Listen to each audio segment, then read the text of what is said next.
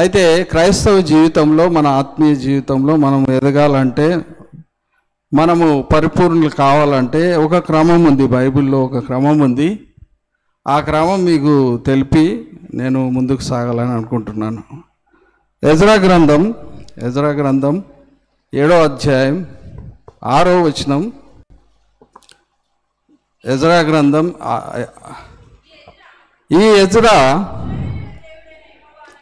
ఇశ్రాయేలుల దేవుడైన యెహోవా అనుగ్రహించి నా మోషే యొక్క ధర్మశాస్త్రం నందు ప్రవీణత గల శాస్త్రి మరియు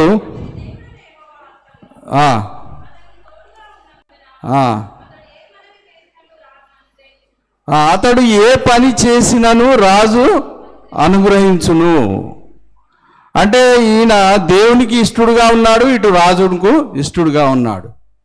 కనుక ఈ వాక్యాన్ని బట్టి మనం ఏం తెలుసుకోవాలంటే, మనము లేదా పాపులమై ఉన్న మనము పరిశుద్ధులుగా మార్చబడ్డాము. బాప్తిస్వం ద్వారా సంఘంలోనికి వచ్చాము. అయితే ఒక పాపి పరిశుద్ధుడు అవుతాడు. ఈ పరిశుద్ధుడు ప్రవీణుడు కావాలి. ఈ ప్రవీణుడు పరిపూర్ణుడు కావాలి. మళ్ళీ చెప్తాను, వినండి. ఒక పాపి పరిశుద్ధుడు అవుతాడు, బాప్తిస్వం ద్వారా సంఘంలోనికి చేర్చబడతాడు. ఒక పాపి పరిశుద్ధుడు అవుతాడు. ఈ పరిశుద్ధుడు ప్రవీణుడు కావాలి. ఈ ప్రవీణుడు పరిపూర్ణుడు కావాలి, సంపూర్ణుడు కావాలి. అది దేవుని యొక్క చిత్తము, దేవుని యొక్క కోరిక, దేవుని యొక్క ఆజ్ఞ. కనుక మనము ఈ సంఘంలో ఫలించాలి. కనుక ఈ ఎజ్రా లేదా ఒక దృఢ నిశ్చయం చేసుకున్నాడంట. 10వ వచనం చదవండి. ఎజ్రా యెహోవా ధర్మశాస్త్రంను పరిశోధించి దాని చొప్పున నడుచుకొనుటకును ఇశ్రాయేలులకు. ఇక్కడ ఈ ఎజ్రా జీవితంలో ఒక 3 నిర్ణయాలు తీసుకున్నట్లు మనకు కనబడుతుంది ఈ వచనంలో. ఒకటి ఏంటిదంటే, ఈ ఎజ్రా యెహోవా ధర్మశాస్త్రంను పరిశీలించాడు, పరీక్షించాడు. కనుక ప్రతి ఒక్క విశ్వాసి, ప్రతి ఒక్క సంఘంలో చేర్చబడిన విశ్వాసి ఏం చేయాలంటే, యెహోవా గ్రంథంను పరిశీలించి చదువుకొనుడి అంటుంటుంది 36:14 యెషయా గ్రంథం. యెహోవా గ్రంథంను పరిశీలించి చదువుకోండి. అక్కడ యెహోవా గ్రంథంను చదువుకోండి అని లేదు. ఎలాగ చదువుకోవడం? ఇంగ్లీష్లో ఏముంటుందా? సీక్ ద లార్డ్స్ వర్డ్ అని ఉంటుంది. కనుక యెహోవా గ్రంథంను పరిశీలించి చదువుకొనుడి అంటుంటుంది అన్నట్టు. ఇంకా యేసుక్రీస్తు ప్రభుల వారి దగ్గరికి వస్తే ఆయన ఏం చెప్తాడంటే, లేఖనంలో యందు మీకు నిత్య జీవం కలదని వాటిని పరిశోధించుడి అంటాడు, పరిశీలించుడి అంటాడు, పరీక్షించుడి అంటాడు. కనుక ఈ మొట్టమొదట ఆయన ఒక క్రైస్తవ జీవితంలో ఒక విశ్వాసి చేయవలసింది ఏంటంటే, దేవుని వాక్యాన్ని పరిశీలించాలి, పరిశోధించాలి, పరీక్షించాలి. ఈ ఎజ్రా ఫస్ట్ దేవుని వాక్యాన్ని నేర్చుకున్నాడు అన్నట్లు, అవసాన పట్టాడు అన్నట్లు. మనకు వాక్యం ఉంది కదా, వినుట వలన విశ్వాసము కలుగుతుంది. వినుట క్రీస్తు మాటను బట్టి, వేరే మాటలు కావు. దేవుని మాటను బట్టే విశ్వాసం పెరుగుతుంది, విశ్వాసం పెంపొందుతుంది, విశ్వాసం పొదుగుతుంది. కనుక ఈ మొట్టమొదట విశ్వాసి చేయవలసిన పని ఏంటిదంటే, దేవుని వాక్యాన్ని బాగా నేర్చుకోవాలి. ఏం చేయాలా? దేవుని వాక్యాన్ని బాగా నేర్చుకోవాలి లేదా పఠించాలి. రెండవది ఏంటంటే, దాని ప్రకారంగా నడుచుకోవాలి. ఇక్కడ చూడండి ఏమంటున్నాడు ఆయన, దాని చొప్పున నడుచుకొనుటకును, దాని చొప్పున నడుచుకొనుటకును. అంటే రెండవ మెట్టు ఏంటిదంటే, మా వాక్య ప్రకారంగా మనము నడుచుకోవాలి. దేవుని మాట ప్రకారంగా మన జీవితాలను సరిచేసుకోవాలి. మనకందరికీ తెలిసిన మాట యాకోబు పత్రిక 1:22 ఏముంటుందంటే, మీరు వినువారు మాత్రమై ఉండి మిమ్మల్ని మీరు మోసపుచ్చుకొనకుండా వాక్య ప్రకారంగా ప్రవర్తించువారై ఉండుడి అంటుంటుంది. వింటే మోసపోతాము. మీరు వినువారు మాత్రమై ఉండి మిమ్మల్ని మీరు మోసపుచ్చుకోకుండా, అంటే విన్నవారు ఏం అవుతారు? మోసపోతారు. కానీ వాక్య ప్రకారంగా నడుచుకునేవారు ఫలిస్తారు, దేవునికి ఇష్టలుగా ఉంటారు. ఓకే, ఇది రెండవది. మూడవది ఏంటంటే ఇశ్రాయేళ్లకు దానిని కట్టడలను విధులను నేర్పుటకు దృఢ నిశ్చయం చేసుకొనేను అంటుంటుంది. అంటే నేర్పించాలి. ఫస్ట్ ఏంది? నేర్చుకోవాలి. రెండవది ఏంది? నడుచుకోవాలి. మూడవది ఏంది? నేర్పించాలి. ఈ మూడిటి ద్వారా మన క్రైస్తవ జీవితం, ఒక విశ్వాసి యొక్క జీవితము అభివృద్ధిలోనికి వస్తుంది. దేవుడు విస్తరింపజేస్తాడు, ఆశీర్వదిస్తాడు. కనుక ఈ మూడు ఒక క్రైస్తవ జీవితంలో, ఒక విశ్వాసి యొక్క జీవితంలో చాలా అవసరమైన విషయాలు. నంబర్ 1 ఏంటిది? నేర్చుకోవాలి. రెండవది నడుచుకోవాలి. మూడవది నేర్పించాలి. ఇదే 3 మాటలు వేరే రకంగా చెప్పాలంటే పఠించాలి, పాటించాలి, ప్రకటించాలి. చెప్తారా మళ్ళీ? పఠించాలి, పాటించాలి, ప్రకటించాలి. అలాగ చేస్తేనే కానీ మన ఆత్మీయ జీవితం మెరుగుపడది, మేల్కొల్పబడది, ఉజ్జింప చేయబడది. కనుక ఈ 3 విషయాలు తప్పకుండా మన క్రైస్తవ జీవితంలో, ఒక విశ్వాసి యొక్క జీవితంలో జరగాలి. అయితే ఈ ఎజ్రా ఏం చేసిండో చూద్దాం. ఇశ్రాయేళ్ల పట్ల ఆయన చేసిన బాధ్యత ఏందో 2 పేజీలు టర్న్ చేసి నెహెమ్యా గ్రంథం 8వ అధ్యాయం, నెహెమ్యా గ్రంథం 8వ అధ్యాయం 2-3 వచనాలు, మళ్ళీ 8వ వచనం చదువుదాం. యాజకుడైన ఎజ్రా 7వ మాసంన మొదటి దినంన చదవబడు దాని గ్రహింప శక్తి గల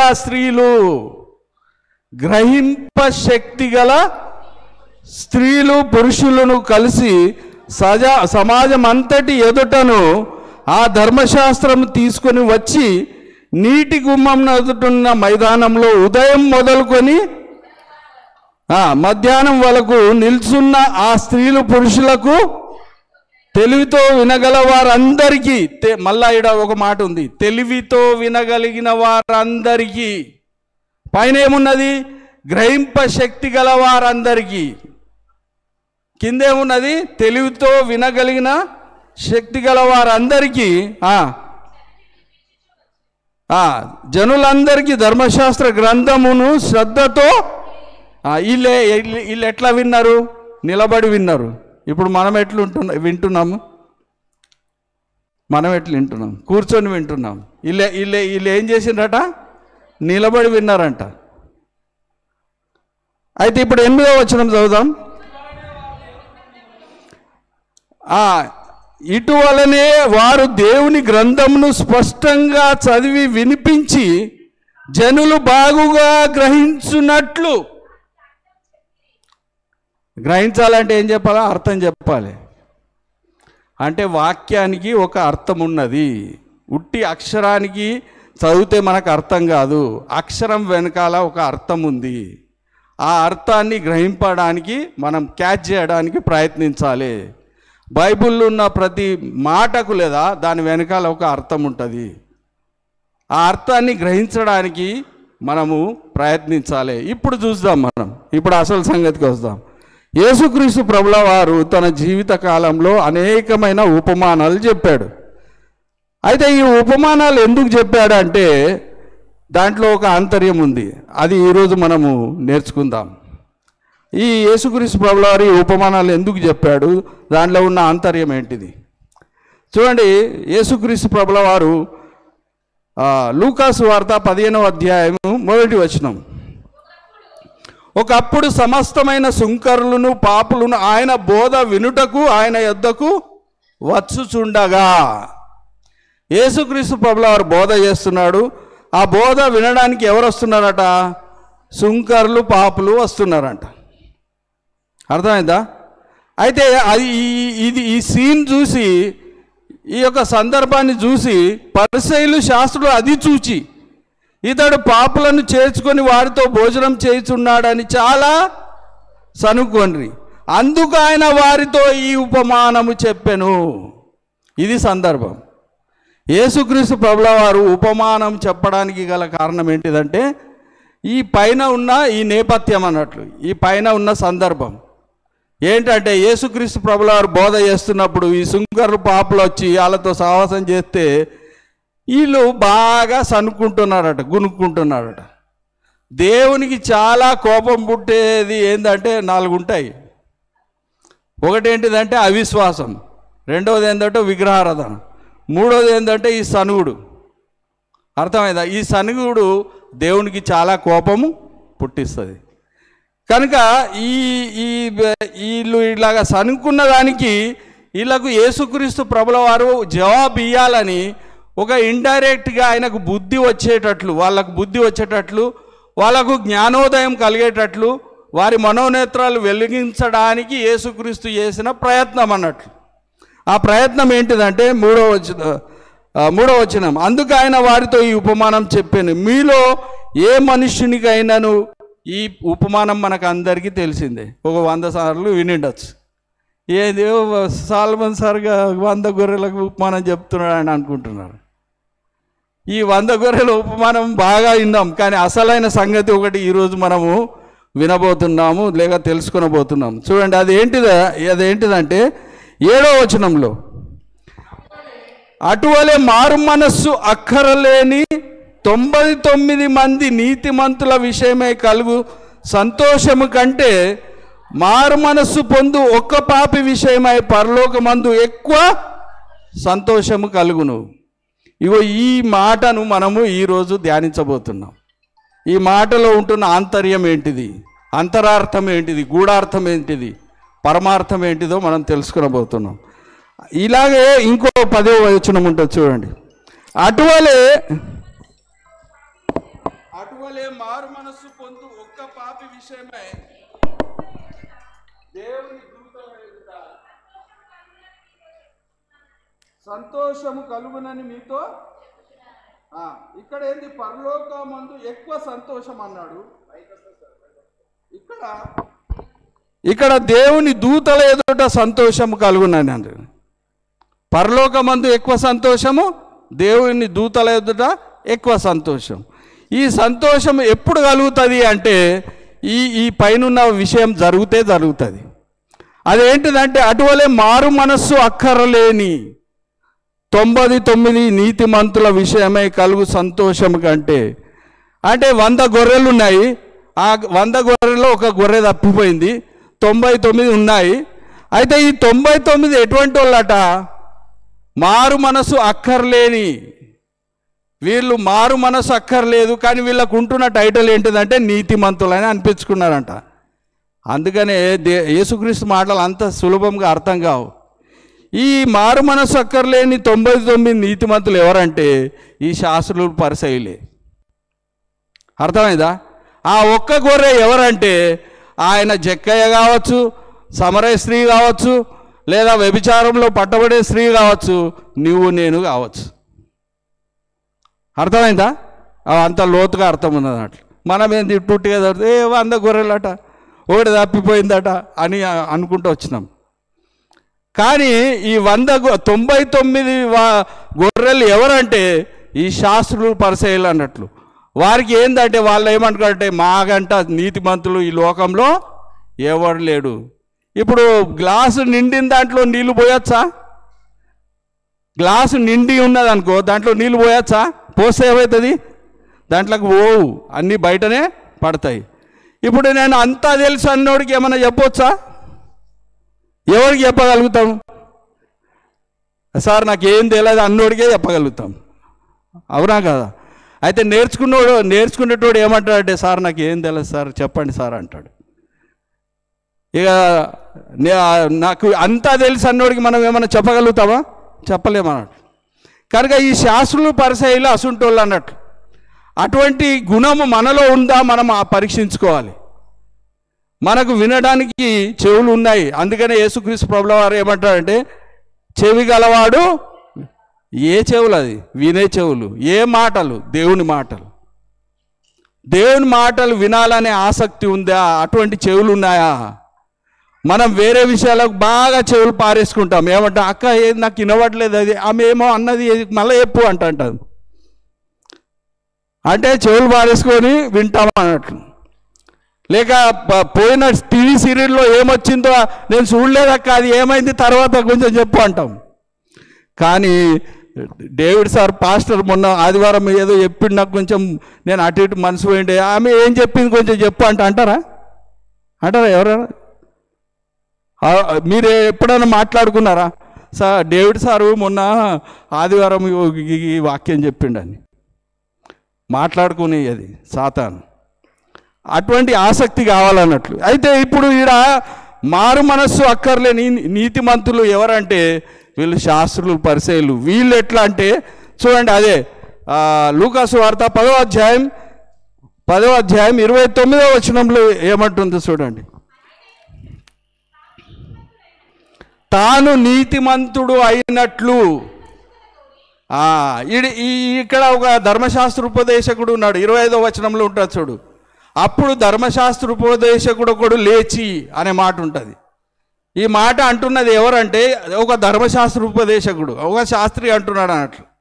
ఏమంటున్నాడంటే తానే నీతిమంతుడని కనుపరుచుకున్న గోరి యేసుక్రీస్తును చిక్కులో పెట్టాలని ఒక ప్రశ్న వేస్తున్నాడు అన్నట్లు. అరే అదే అంతా సరే సార్, బాగా చెప్పినావు, కానీ మరి నా పొరుగువాడు ఎవడు అంటని అడుగుతున్నాడు అన్నట్లు. అంటే వీళ్ళ మనస్తత్వం ఎట్లుంటుందంటే వాళ్ళే నీతిమంతులు, ఇక వాళ్ళకంటే ఇంకా భూమి మీద నీతిమంతులు లేరు అనే రకంగా వ్యవహరిస్తున్నారు అన్నట్లు యేసుక్రీస్తు కాలంలో. ఇంకా మనకు లోతుగా వెళ్ళాలనుకుంటే అదే 18వ అధ్యాయం 9వ వచనం చదవండి. లూకాసు వార్త 18వ అధ్యాయం 9వ వచనం. తామే నీతిమంతులమని తమ్మును నమ్ముకొని ఇతరులను తృణీకరించు కొందరితో యేసుక్రీస్తు ఈ ఉపమానము చెప్పాను. ఈ ఉపమానాలు ఎందుకు చెప్పినట్టే వాళ్ళకి బుద్ధి కలిగించడానికి చెప్పినాడు. కనుక వీళ్ళు ఎటువంటి వాళ్ళు అంటే తామే నీతిమంతులు అనేవాళ్ళు, ఇతరులను తృణీకరించేవారు, ఈ సుంకరులను, పాపులను. ఇంకొక మాట మనం చూసినట్లయితే అదే ఒక పేజీ వెనుకకు తిప్పితే 16వ అధ్యాయం 15వ వచనం. ఆయన మీరు మనుషుల ఎదుట నీతిమంతులని కనుపరుచుకొనకూడదురు కానీ దేవుడు మీ మనస్సు ఎరిగి ఉన్నాడు. వీళ్ళు ఎట్లా అంటే మనుషుల ఎదుట తాము ఎట్లా కనపరుచుకుంటారంటే మేమే నీతిమంతులం, మాకంటే నీతిమంతులు ఎవరు భూమి మీద లేరు. అలాంటి స్వభావం మనకు ఉందా అంటే మాకు అంతా తెలుసు సార్, మీరు ఏం చెప్పవలసిన అవసరం లేదు, మీ మాటలు వినము అంటే దాని అర్థం ఏంటంటే ఇప్పుడు నేను చెప్పిన కదా, నిండిన గ్లాసులో నీళ్ళు పోస్తే ఉండయి. ఏ గ్లాసులో నీళ్ళు పోతే ఉంటాయి? సార్ నా హృదయం ఖాళీ ఉన్నది, నాకు వినాలని ఉంది, నువ్వు మాట చెప్పంటే వింటాం. కనుక అందుకనే యేసుక్రీస్తు ప్రభుల వారు ఏమన్నారంటే పరిశుద్ధమైనది కుక్కలకు పెట్టకుడి, ముత్యములు పందుల ఎదుట వేయకుడి అన్నాడు. కనుక ఎవరైతే వినాలని శ్రద్ధ ఉంటారో వాళ్ళకే దేవుడు ఆశీర్వాదం ఇస్తాడు. వినగలిగిన చెవులు, గ్రహింపగలిగిన మనస్సు ఉండాలి మనకు. మీరు వినువారు మాత్రమే ఉండి మిమ్మల్ని మీరు మోసపుచ్చుకొనకుండా చూసుకోండి అంటాడు. కనుక ఇక్కడ ఈ 99 మంది ఎవరంటే ఈ శాస్త్రులు, పరిసయ్యుల యొక్క తత్వం చూపిస్తుంది, అలా గుణం చూపిస్తుంది, అలా ప్రవర్తన చూపిస్తుంది. వాళ్ళు ఎటువంటి వాళ్ళు అయితే మాకు అస్సలు అవసరం లేదు. అందుకనే యేసుక్రీస్తు ప్రభుల వారు వీళ్ళ గురించి ఏమన్నారంటే మత్తయి సువార్త 5వ అధ్యాయం 20వ వచనంలో ఏముంటుందంటే శాస్త్రుల నీతి కంటే మీ నీతి అధికము కాని ఎడల మీరు పరలోక రాజ్యంలో ప్రవేశింపరు అంటాడు. ఈ శాస్త్రుల నీతి ఏంటంటే వాళ్ళు చెప్తారు కానీ చేయరు. 23వ అధ్యాయం 2-3 వచనాలు చూడండి. మత్తయి సువార్త 23వ అధ్యాయం 2-3 వచనాలు.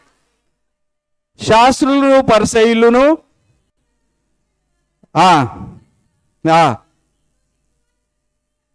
వాళ్ళు చెప్పేటి అన్ని ధర్మశాస్త్రమే. మనం అంటాం కదా శాస్త్రం ఉంది, అది నేను చెప్పేది ధర్మశాస్త్రము. వీళ్ళు ఏం చేస్తారంటే అంతా ధర్మశాస్త్రంలోనే చెప్తారట. అందుకనే యేసుక్రీస్తు ప్రభుల వారు ఏమంటారంటే అరే వాళ్ళు ఏదైతే చెప్తున్నారో వాళ్ళు కరెక్ట్ చెప్తారు, దాని ప్రకారంగా చేయండి, కానీ వాళ్ళ క్రియల ప్రకారంగా చేయకుడి అని ఉంటుంది అన్నట్లు. కింద చదవండి. ఈ మాట అర్థం చేసుకోవడానికి నాకు కొన్ని సంవత్సరాలు పట్టింది. ఆయనను వారి క్రియల చొప్పున మీరు చేయకూడంటే వాళ్ళ క్రియలు ఆ ధర్మశాస్త్రానికి అంటే వాక్యానికి విరుద్ధంగా ఉంటాయి, తేడాగా ఉంటాయి, వేరుగా ఉంటాయి. కనుక వాళ్ళు చెప్పినట్లు చేయండి, కానీ వాళ్ళు చేస్తున్నారు చూడు అట్లా చేయకండి అంటాడు. వాళ్ళు చేసేటి ధర్మశాస్త్రానికి విరుద్ధంగా ఉంటుంది. అందుకని కింద ఏమంటుంది అంటే వారు చెప్పుదురే కానీ చేయరు అంటారు. ఇప్పుడు మనం ఏం చదువుకున్నాము? మూడు లక్షణాలు ఏం చదువుకున్నాము? ఫస్ట్ ఏమో మనం నేర్చుకోవాలి, రెండోదేమో నడుచుకోవాలి, మూడోదేమో నేర్పించాలి. మొదటిదేమో పఠించాలి, రెండోదేమో పాటించాలి, మూడోదేమో ప్రకటించాలి. కనుక ఈ 3 క్రమము ఆర్డరు ఏది మిస్ అయినా కానీ మనకు ఫలము రాదు, దేవునికి ఇష్టలుగా మనము జీవించలేము. చాలామంది ఏం చేస్తారంటే ఫస్ట్ నుండి లాస్ట్కు జంప్ చేస్తారు. ఏంది ఫస్ట్ నుంచి లాస్ట్కు జంప్ చేయడం అంటే ఏంటిది? మొదట నేర్చుకుంటారు, పోయి ఇతరులకు చెప్తారు, కానీ వాళ్ళు మాత్రము ఇది ఎవరి బోధ? ఇప్పుడు మనం చూసినాం కదా, ఎవరి బోధ అది? శాస్త్రులు పరిసయ్యుల బోధ. కనుక యేసుక్రీస్తు ప్రభుల వారు ఈ శాస్త్రులు పరిసయ్యులకు బుద్ధి చెప్పడానికి లేక జ్ఞానోదయం కలిగించడానికి, వారి మనోనేత్రాలు వెలిగించబడడానికి చాలా ప్రయత్నం చేశాడు. అయితే ఇప్పుడు మనం చూద్దాం ఏమని అంటున్నా అంటే, అటువలే మారు మనసు అక్కర్లేని 99 నీతిమంతుల విషయమే కలుగు సంతోషం కంటే మారు మనసు పొందు ఒక్క పాపి విషయమై పరలోకంలో ఎక్కువ సంతోషం కలుగుతుంది అంటున్నాడు.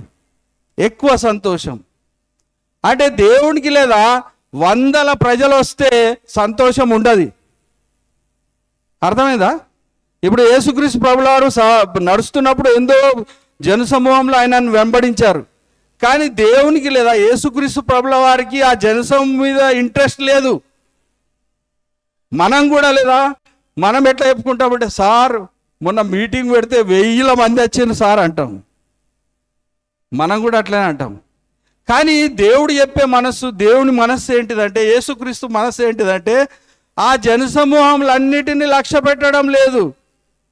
యేసుక్రీస్తు ప్రభుల వారికి ఏమి ఇంట్రెస్ట్ ఉందంటే, ఎవరైతే నా మాట విని విధేయత చూపుతారో వాళ్ళ గురించే ఫోకస్ చేశాడు, వాళ్ళ గురించే పట్టించుకున్నాడు, వాళ్ళ గురించే శ్రద్ధ వహించాడు, వాళ్ళ గురించే ఆలోచించాడు.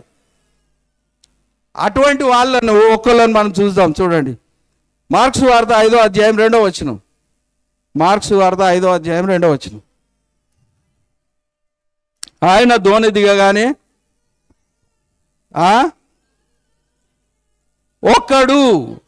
ఒకడు ఆగండి, అపవిత్ర ఆత్మ పట్టిన వాడు ఒకని విషయం. ఇప్పుడు ఒకరిది తప్పిపోయిన గొర్రె ఉన్నది చూడు, ఇది తప్పిపోయిన గొర్రె. ఒకని విషయమై దేవుడు శ్రద్ధ వహిస్తున్నాడు.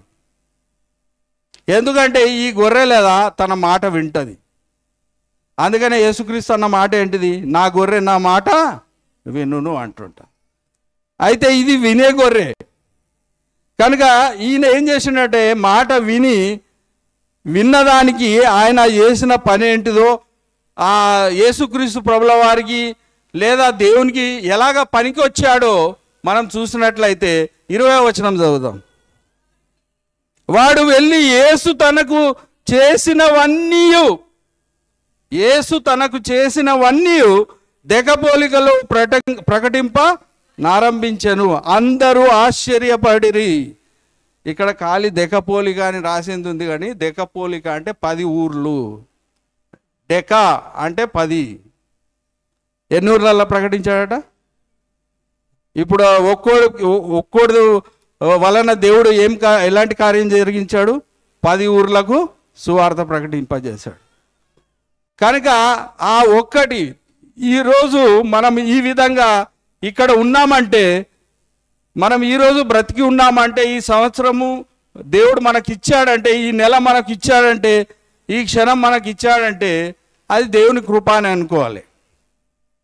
మనల్ని ఇక్కడ ఎందుకు బ్రతికించాడు, ఎందుకు సజీవ లెక్కలో ఇక్కడ ఉంచాడు అనేది మనం ఆత్మవిమర్శ చేసుకోవాలి. కనుక యేసుక్రీస్తు ప్రభుల వారు కూడా ఎంతోమంది ఆయనను వెంబడించినా కానీ ఆయన ఒకరిని పట్టించుకున్నాడు. ఇప్పుడు చూడండి, అదే లూకాసు వార్త 19వ అధ్యాయం, లూకాసు వార్త 19వ అధ్యాయం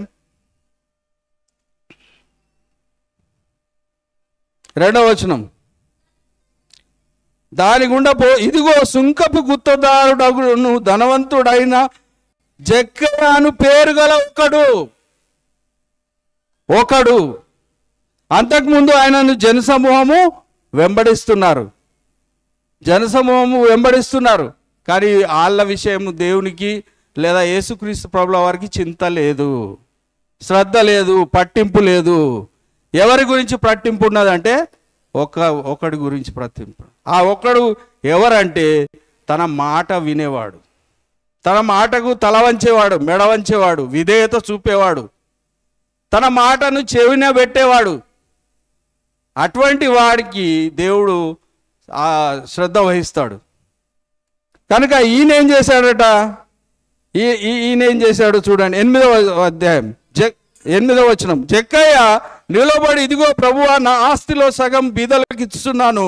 నేను నేను అన్యాయంగా దేనినైనా తీసుకుని ఎడల అతనికి 4 అంతలు మరలా చెల్లింతునని ప్రభుతో చెప్పెను. అందుకు యేసు, ఇతడు నువ్వు అబ్రహాము కుమారుడే, ఎందుకనగా నేడు ఈ ఇంటికి రక్షణ వచ్చాను. ఈయన ద్వారా దేవుడు తన యొక్క శక్తిని చాటుకున్నాడు అన్నట్టు. ఆయన రక్షింపబడితే ఎంత ప్రభావితంగా ఉంటుందో అది చూపించాడు అన్నాడు. కనుక ఈయన నేను ఎవరి దగ్గరైనా 4 అంతలు 4 అంతలు చెల్లిస్తానని ఎందుకు అన్నాడో తెలుసా? ఎప్పుడన్నా ఆలోచించారా ఎందుకు అన్నాడో 4 అంతలుగా? చూడండి, 1 సమూయేలు గ్రంథం 2వ సమూయేలు గ్రంథం 12వ అధ్యాయం 7వ వచనం చదవండి.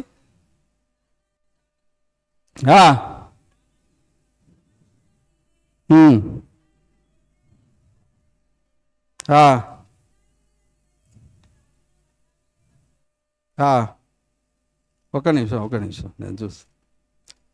2వ సమూయేలు గ్రంథం 12వ అధ్యాయం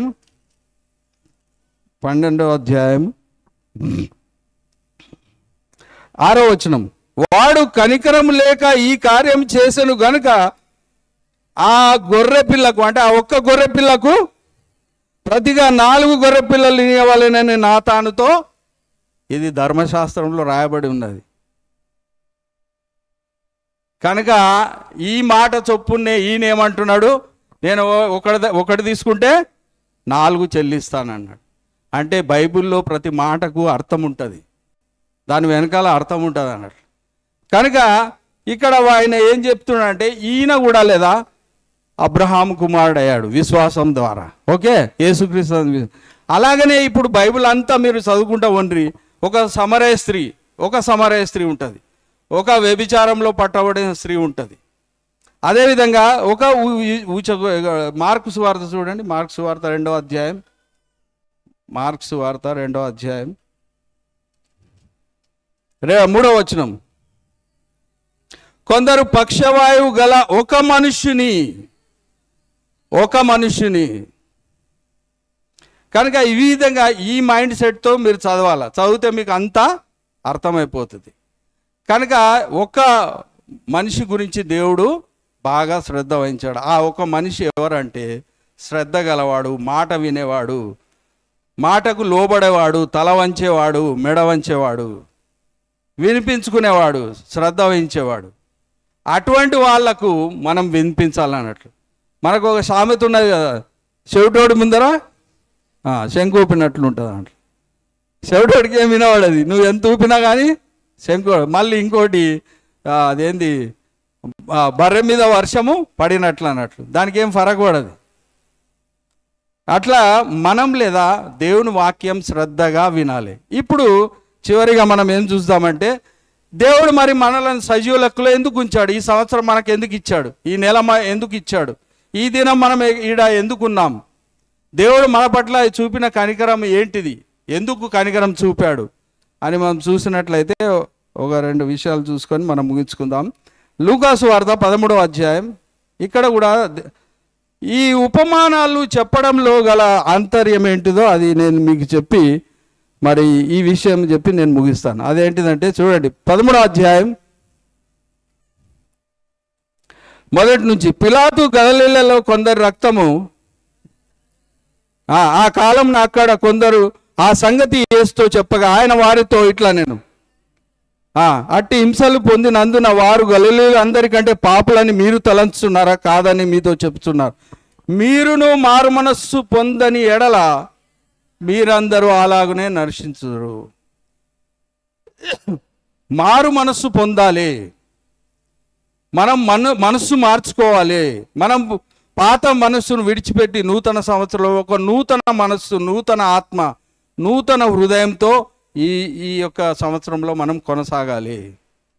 మనకు దేవుడు ఒక సంవత్సరం ఆయుష్ ఎందుకు పొడిగించాడంటే ఆయన క్రియలు చేయడానికి, ఆయన సత్క్రియలను చేయడానికి.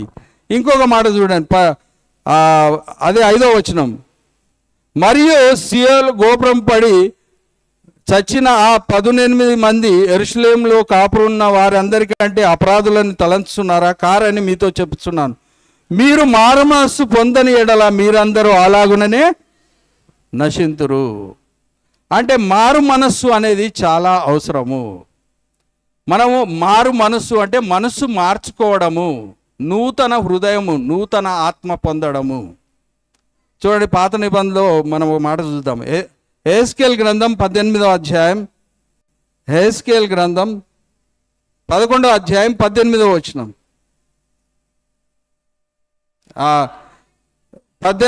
క్షమించండి, 18వ అధ్యాయం 31వ వచనం. 18వ అధ్యాయం 31వ వచనం.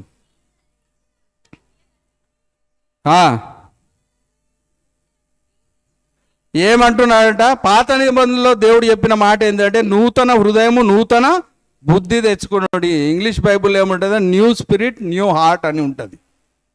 నూతన హృదయం, నూతన బుద్ధి తెచ్చుకోండి అంటాడు.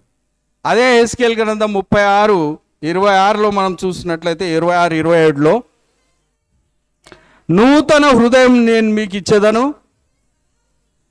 నూతన స్వభావం మీకు కలగజేసేదను, రాతి గుండె నీలో నుండి తీసివేసి నా ఆత్మ మీ యందు ఉంచి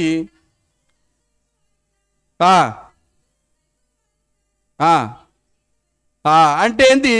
ఇప్పుడు ఆ దేవుని మాటలను, కట్టడలను గైకొంటున్నాము అంటే దానికి గుర్తు ఏంటంటే పరిశుద్ధాత్మ ఉన్నట్లు. ఒకవేళ దేవుని మాటకు విధేయత చూపకపోతే, తలవంచకపోతే, శ్రద్ధ వహించకపోతే, నిర్లక్ష్య స్వభావంతో ఉంటే, అశ్రద్ధ స్వభావంతో ఉంటే, దేవుని మాటను పెడచవున పెడితే దాని అర్థం ఏంటంటే మీలో పరిశుద్ధాత్మ లేనట్టే. ఎందుకంటే ఆ పరిశుద్ధాత్మ దేవుడు ఎందుకు ఇచ్చాడంటే తన మాటలకు విధేయత చూపినట్లు, నా విధులు, నా కట్టడలు అనుసరించుటకే ఈ పరిశుద్ధాత్మని నేను ఇచ్చానంట. అయితే ఈ పరిశుద్ధాత్మ ఉన్నట్లు మనకెలా గుర్తు అంటే దేవుని మాటకు లోబడడం, దేవుని మాట చొప్పున నడుచుకోవడమే పరిశుద్ధాత్మ ఉన్నట్లు గుర్తు అన్నాడు. కనుక ఇక్కడ ఈ మారు మనస్సు గురించి యేసుక్రీస్తు ప్రభుల వారు ఒక ఉపమానం చెప్పాడు. అయితే ఈ ఉపమానంలో ఒక ఉపదేశం ఉంటుంది అన్నట్లు. యేసుక్రీస్తు ప్రభుల వారు సుమారుగా 39 నుంచి 40 ఉపమానాలు చెప్పాడు. అయితే ఈ ఉపమానంలో ఒక ఉపదేశం ఉంటుంది అన్నట్లు. అంటే ఒక పాఠం, నేర్చుకునే పాఠం ఉంటుంది అన్నట్లు ప్రతి ఒక్కరికి. అయితే ఈ ఉపమాన రీతిగా యేసుక్రీస్తు ఎందుకు చెప్పాడు అని అంటే, ఎందుకంటే ఈ టీచింగ్ మెథడాలజీలో, ఈ బోధించే మెథడాలజీలో 3 సూత్రాలు ఉంటాయి అన్నట్లు. అది యేసుక్రీస్తు పాటించాడు, యేసుక్రీస్తే మనకు చెప్పాడు. ఆ 3 సూత్రాలు ఏంటి అంటే, మొట్టమొదటిది ఏంటిదంటే నోన్ టు అన్నోన్ అంటూ ఉంటుంది అన్నట్లు. అంటే తెలిసిన దాని గురించి చెబుతూ తెలియని విషయం చెప్పడానికి ప్రయత్నించడం అన్నట్లు. తెలిసిన విషయం ఏంటిదంటే గొర్రెలు. గొర్రె అంటే తెలుసు కదా, అందరికీ తెలుసు గొర్రెలు అంటే. ఇప్పుడు 100 గొర్రెలు ఒక గొర్రె అని చెప్పిండు, ఇది తెలిసిన విషయం అన్నట్లు. అర్థమైందా? ఇప్పుడు తెలియని విషయం ఏంటిది? తెలియని విషయం ఏంటిదంటే పరలోకంలో సంతోషం ఎట్లా కలుగుతుందో అది చెప్పాడు అన్నాడు. తెలియని విషయం, పరలోకం మనకు తెలియదు కదా ఎట్లుంటుందో. పరలోకం మనం చూడలేదు, అది కంటికి కనిపించడం లేదు. దేవుడు కంటికి కనిపించాడు. కనుక కనిపించేది ఏంటి? యేసుక్రీస్తు ప్రభుల వారు కనిపించేది చూపిస్తూ కనిపించని పరలోకం గురించి చెప్పడానికి ప్రయత్నించాడు. అది మొదటి సూత్రం. దాన్ని ఏమంటారంటే నోన్ టు అన్నోన్ అంటారు. రెండవది ఏంటంటే సీన్ టు అన్సీన్ అని అంటారు. అంటే కంటికి కనిపించే దాని గురించి చెబుతూ కంటికి కనిపించని పరలోకం గురించి చెప్పడానికి ప్రయత్నించాడు అన్నట్లు. కంటికి కనిపించేది ఏంటంటే విత్తనాలు, అవునా కదా? విత్తనాలు విత్తడానికి వెళ్ళాడు. ఈ ఉపమానాలు చెప్పాడు కదా, చేపలు వలలు వేశాడు. ఇవన్నీ ఏంటి అంటే కంటికి కనిపించేది. కంటికి కనిపించే విషయం చెబుతూ కంటికి కనిపించని పరలోకము, దేవుడు, దేవదూతలు విషయము చెప్పడానికి యేసుక్రీస్తు ప్రయత్నించాడు. మూడో సూత్రం ఏంటిదంటే సింపుల్ టు కాంప్లెక్స్. అంటే సరళమైన విషయాన్ని చెబుతూ సంక్లిష్టమైన విషయాన్ని చెప్పడానికి ప్రయత్నించాడు. సరళమైన విషయం ఏంటిదంటే ఏదైతే నీకు తెలుస్తుందో అది. సరళమైన విషయం చెబుతూ సంక్లిష్టమైనది అంటే కాంప్లెక్స్, అంటే దేవుడు అంటే ఏంటో మనకు తెలియదు, లేదా పరలోకం అంటే ఏంటో మనకు తెలియదు, ఆ దేవదూతలు ఏంటో మనకు తెలియదు. కానీ వాటి విషయము మనము తెలుసుకోవాలని దేవుడు ఏం చేశాడంటే యేసుక్రీస్తు ప్రభుల వారు ఈ ఉపమానాలను చెప్పాడు అన్నట్లు. ఈ ఉపమానాల ద్వారా అనేక విషయాలు బోధించాడు. అయితే ఇక్కడ ఒక ఉపమానం చెప్తున్నాడు చూడండి, లూకాసు వార్త 13:6 మరియు ఆయన వారితో ఈ ఉపమానం చెప్పాను. ఒక మనుషునికి ద్రాక్ష తోటలో అంజూరపు చెట్టు ఒకటి నాటబడి ఉండెను. అంజూరపు చెట్టు ఒకటి నాటబడి ఉండెను. ఆ అంజూరపు చెట్టు ఎవరు అంటే మీరు నేనే. ఆ ద్రాక్ష తోట ఏంటిదంటే ఈ సంఘము. ఈ సంఘంలో నువ్వు నేను నాటబడ్డాము. అయితే దాని పరిస్థితి ఏంటంటే చూడండి, చదవండి, కిందికి చదవండి.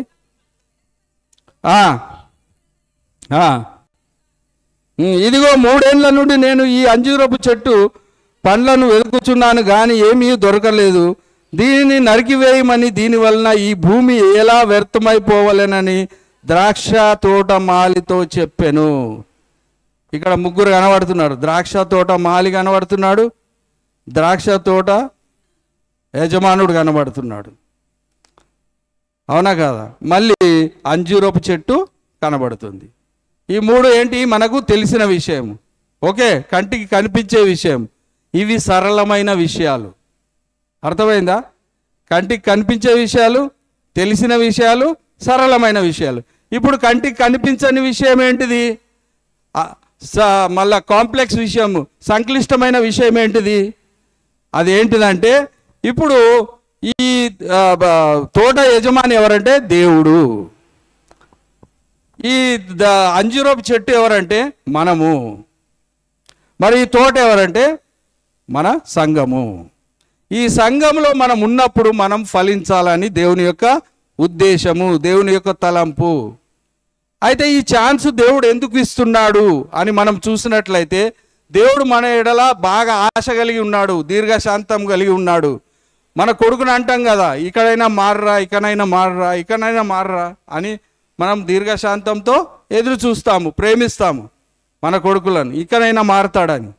మన వాళ్ళని వచ్చి అడుగుతాడు, అసుంటోడని తెలిసి మళ్ళీ ఏంది నువ్వు ఇట్లా చేసినావు అంటే, అప్పుడు నువ్వేమనుకుంటావు? మళ్ళీ మారడా అని చేసినా అని అంటావు, అంతేనా కదా? అయితే దేవుని మనస్సు ఏంటిదో మనం తెలుసుకుందాం. 2 పేతురు పత్రిక 3:9 అక్కడ ఏముంటుందంటే, కొందరు ఆలస్యమని ఎంచుకున్నట్లు దేవుడు తన వాగ్దాన విషయం ఆలస్యం చేయవాడు కాడు, కానీ ఎవరును నశింపవలెనని ఇచ్చయింపక. ఇచ్చ అంటే బలమైన కోరిక. దేవుని యొక్క బలమైన కోరిక ఏంటంటే ఎవరును నశింపవలెనని ఇచ్చయింపక అందరును మారు మనస్సు పొందవలనని కోరుచు. ఇప్పుడు ఎవరు ఏడాది దీర్ఘశాంతం కలవాడై ఉన్నాడు, మనకు ఛాన్స్ ఇస్తున్నాడు. అరే ఇకనైనా మారు, ఇకనైనా ఫలించు, ఇకనైనా దేవుని పని చేయు, ఇకనైనా సత్క్రియలు చేయు. సత్క్రియలు అంటే మంచి క్రియలు కాదు, సత్క్రియలు అంటే వాక్యానుసారమైన క్రియలు, వాక్యానుసారమైన క్రియలు. అయితే ఇక్కడ ఏమంటున్నాడు చూడండి, అయితే మనకు ఉంటున్న జ్ఞానం ఏంటిదంటే, మన కోడి లేదా గుడ్డు పెట్టకపోతే కోసేయి అంటాము, మనము నాటిన చెట్టు ఫలించకపోతే కొట్టే అంటాం.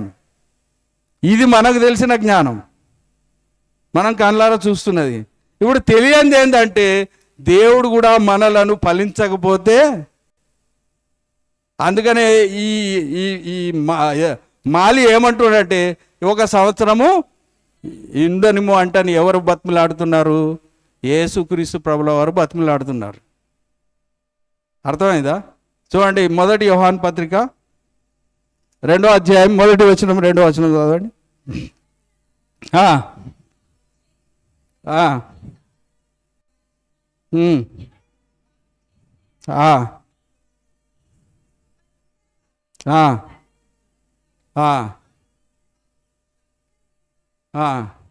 ఆయన ఉత్తరవాది అంట, కింద ఏం రాసి ఉందండి? ఆదరణకర్త. అయితే ఆయననే మన కేసు దేవుని దగ్గర ప్లీడ్ చేస్తాడు. మనకు వకీలు ఉండాలి కదా కేసు ప్లీడ్ చేయాలంటే. హైకోర్టులో కేసు ప్లీడ్ చేయాలంటే మన తరఫున వకీలు ఉంటాడు. అయితే తండ్రి దగ్గర మన వకీలు ఎవరంటే యేసుక్రీస్తు ప్రభుల వారు. ఆయన మన కేసు లడాస్తుంటాడు. ఏమంటాడంటే, ఈ 1 సంవత్సరం ఉండని అంటాడు. అంటే ఈ సంవత్సరం మనకి ఇచ్చాడంటే ఎవరి కృప వలన, ఎవరి మధ్యవర్తిత్వం వలన? యేసుక్రీస్తు ప్రభుల వారు మన కొరకు ప్రాధేయపడుతున్నాడు, విజ్ఞాపన చేస్తున్నాడు. కనుక ఆ ఛాన్స్ దొరికింది. ఇప్పుడు చూడండి, ఇప్పుడు చదవండి, బాగా అర్థమవుతుంది. అయితే వాడు, అయ్యా నేను ఈ సంవత్సరం కూడా ఉండనిమ్ము. నీకు నాకు ఈ సంవత్సరం ఎందుకు దొరికిందంటే, నీకు నాకు ఈ నెల ఎందుకు దొరికిందంటే, నీకు నాకు ఈ దినం ఎందుకు దొరికిందంటే, నీకు నాకు ఈ క్షణం ఎందుకు దొరికిందంటే యేసుక్రీస్తు ప్రభుల వారి కృపచేత, దయచేత, కనికరం చేత. అయితే దేవుని యొక్క మనస్సు ఏంటిదంటే, ఎవరును నశింపవలెనని ఇచ్చేయింపక అందరును మారు మనస్సు పొంది మీ ఎడల దీర్ఘశాంతం గలవాడై ఉన్నాడు. పొందవలనని కోరుచు మీరే ఎడల దీర్ఘశాంతం గలవాడై ఉన్నాడు. మన ఎడల దీర్ఘశాంతం చూపిస్తున్నాడు దేవుడు. అందుకనే మనం బతికి ఉన్నాం, మనం ఈడున్నాము. కనుక ఈ సత్యాన్ని గ్రహించి మనం దేవుని కొరకు ఫలించాలి. చివరిగా 2 మాటలు చెప్పి నేను ముగిస్తాను. అదేంటిదంటే, ఒకవేళ ఫలించకపోతే దేవుడు లేదా బైబిల్లో ఏం మాట రాసి పెట్టాడంటే, లూకాసు వార్త 3వ అధ్యాయం చూడండి.